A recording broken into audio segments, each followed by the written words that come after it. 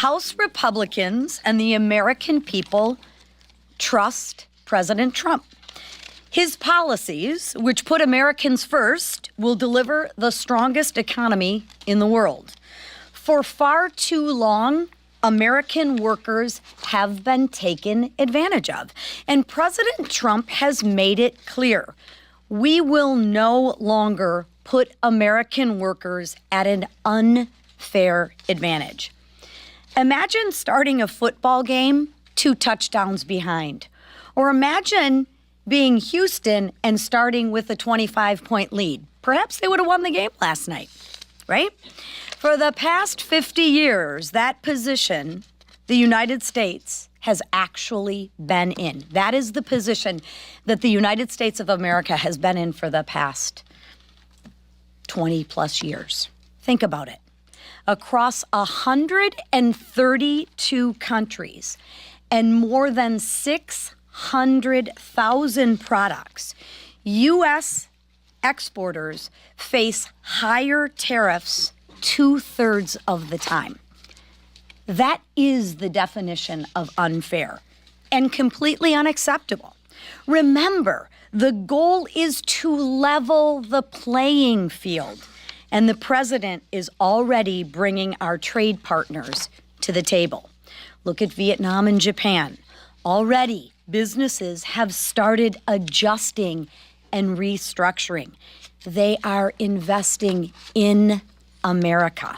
The president has secured $5 trillion of investments in the United States in his first 2 months, including my home state of Michigan, where Apple announced their intentions to launch a state-of-the-art manufacturing academy. This is proof that president's negotiations work. And high-paying, skilled manufacturing jobs will follow these investments to America. Just look at the job numbers from last week. Payrolls increased by 228,000. Payroll increased by 228,000 jobs in March. That was 88,000 more than forecasters had expected.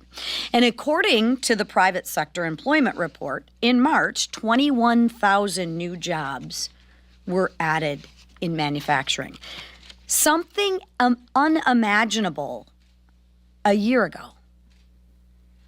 Look, the reality is Biden left behind a broken economy, and the status quo won't fix it.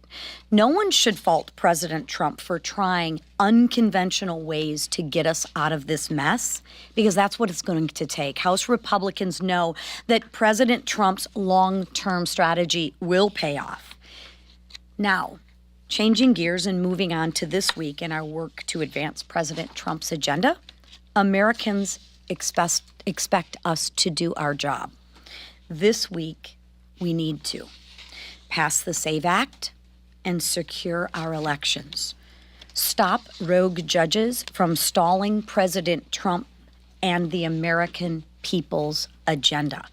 Reverse Biden's disastrous policies and advance our one big beautiful bill, which will help get our economy back on track again and give our markets some certainty.